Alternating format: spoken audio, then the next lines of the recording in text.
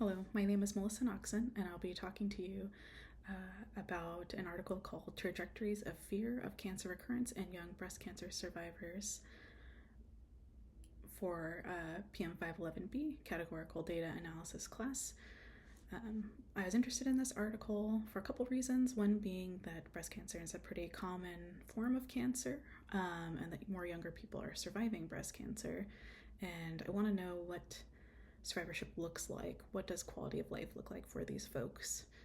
On a more personal note, I also chose this article because the research was performed at Stanford's Breast Cancer Institute, where my mom received her cancer care and achieved NED, or no evidence of disease, which is another fancy way of saying remission. So let's dive in. The scientific questions that the researchers attempted to address were twofold. The first being, which patient disease and treatment characteristics are associated with each group-based pattern of fear of cancer recurrence, FCR, trajectory? What do the scores look like over time for these folks?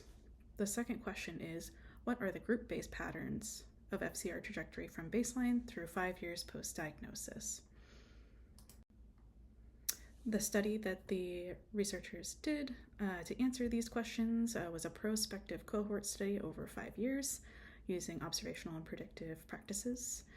The study population, or the study sample, was 965 women who were diagnosed with breast cancer stages 0 through 3, so no stage 4 folks. They were diagnosed at age 40 or younger, and they were followed for those 5 years post-diagnosis. These women, among others, were part of an ongoing bigger study called the Young Women's Breast Cancer Study, YWS, located in one of the 13 participating academic and community hospitals across the US and Canada. The data structure of the study as follows. The unit observation initially was individuals, so the individual women participants of the YWS, but for later analyses, membership of one of the 5 FCR trajectory groups were the units of observation, so group 1, group 2, group 3, etc. The outcome variable is fear of cancer recurrence, or FCR, which, as I mentioned, is defined into 5 groups based on FCR trajectory over time, which thus has a multinomial distribution. I'll go into the 5 groups in a little bit more detail in subsequent slides, but FCR in general is defined as fear, worry, or concern about cancer returning or progressing. The researchers assessed this by administering the Lasry Fear of Recurrence Index, which consists of 3 questions, one being compared to pre-diagnosis, would you say you currently worry about your health? 2, how concerned are you that your breast cancer will come back? And 3, is your family concerned that your cancer will come back? Those scores are the sum of those 3 questions. Each question is asked on a Likert scale, and scores can be from 3 to 12, so thus those outcomes are categorical ordinal. The explanatory variables the researchers looked at were age, race, financial stability, which is a 0-1 variable, 1 being yes, I am financially stable, or 0, no, I'm not.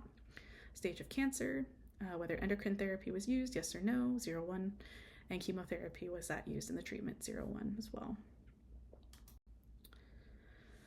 So to define the outcome variable, the researchers did group-based trajectory modeling, and they did that by looking at one of the 6 points in time where they administered that Lasry Fear scale and plotted it out like so in this picture.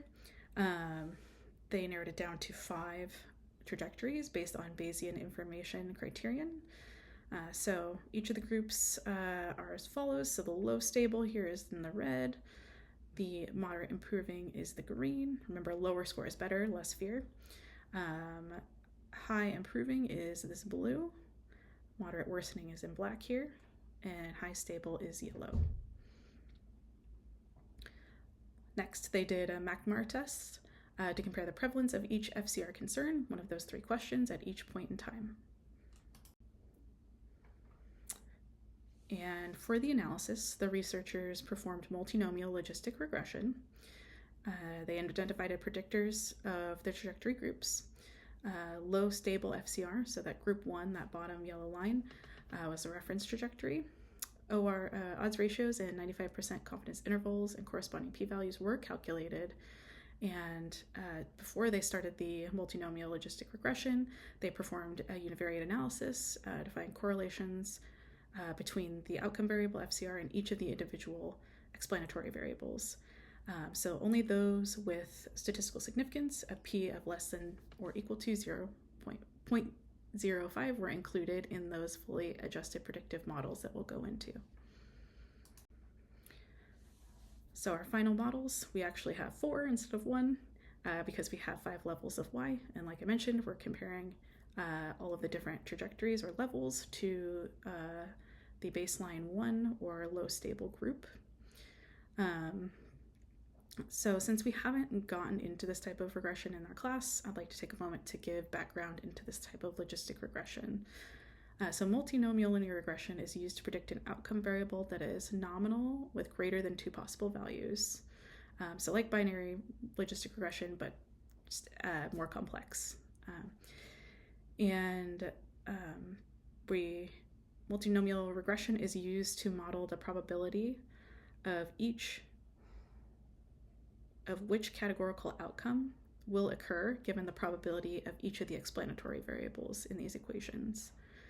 So that's the multivariate part of the multivariate multinomial equation. So as I said, y can equal 1 of 5 trajectories, or here it's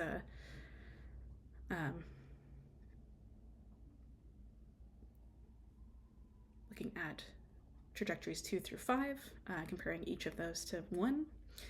So the first one, predicting the probability that a person is going to fit into trajectory 2 versus trajectory 1, into trajectory 3 versus trajectory 1, and so on. Keep in mind of these colors. We're going to go into the betas here shortly. The link function of these equations, mlogit, or a logit link function. So as I mentioned, each of these colors you can kind of plug into the previous four models by color. So parameter estimate are the betas in those equations. And if you take e to the beta of each of these little guys here, you'll get your odds ratio. You'll get a 95% confidence interval and the p-values here to the right. The p-values are testing the null hypothesis that beta equals 0 or that the OR equals 1. All statistically significant p-values are highlighted in yellow and denote that we can reject the null and observe statistically significant associations with the explanatory variable and the probability of trajectory membership of groups 2 through 5 versus that one referent one. Just a side note, use of chemotherapy and endocrine therapy are not pictured here because none of those relationships were statistically significant. Moving on to the results of the study, the researchers found that white race versus other had higher odds of being on an improvement trajectory versus a worsening or a stable trajectory. Compared to stage 1 or stage 2, compared to stage 1, stage 2, and stage 3 had higher odds of being in a high stable trajectory. And being stage 0 and having financial comfort, so that financial stability variable 0, 1, having 1, was associated with the lower odds of being in the high stable category. From all of the previous results, we can safely say that FCR patterns can be captured into 5 groups based on the following variables: age, race, financial stability, cancer stage, endocrine therapy, chemotherapy. Finally, to address the conclusions of the specific questions the scientists went out to address in the beginning, the first is through group-based trajectory modeling. The 5 FCR trajectory groups are low stable, moderate improving, high improving, moderate worsening, and high stable. The second conclusion is that moderate or severe FCR scores do not always improve in the post-diagnosis years and thus require targeted and persistent mental health intervention. Moreover, the fear of recurrence does not necessarily decrease over time for everyone. And for those that continue to experience FCR, especially high levels of FCR, they'll need help to improve the quality of their lives and their survivorship.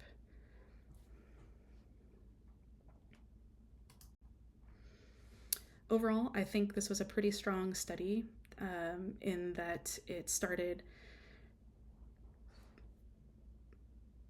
getting us to think about FCR and what FCR looks like over time. It's the first large-scale prospective study looking at these scores in young breast cancer patients. The FCR patterns were limited to 5 trajectories. If there were more, it'd probably get a little messy. So I appreciated that they stuck to a brief 5 trajectories. And lastly, the results of the study can directly inform interventions and strategies for addressing FCR. That being said, there are definitely some limitations of this study, which make me think that this is a good kind of bouncing off study for future research in this area.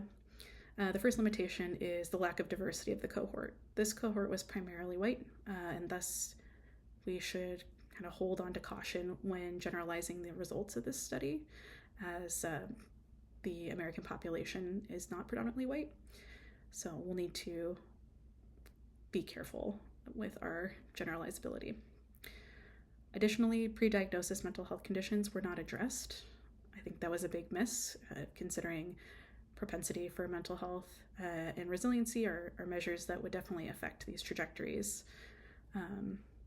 Lastly, the follow-up period of the study was 5 years post-diagnosis, and unfortunately, breast cancer is pretty curable or treatable at this point, and survivorship is often closer to 10 plus years.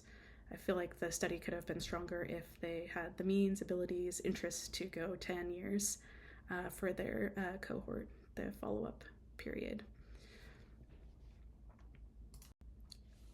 Thank you so much for listening to my presentation and sticking with me here till the end. I look forward to addressing any of your questions.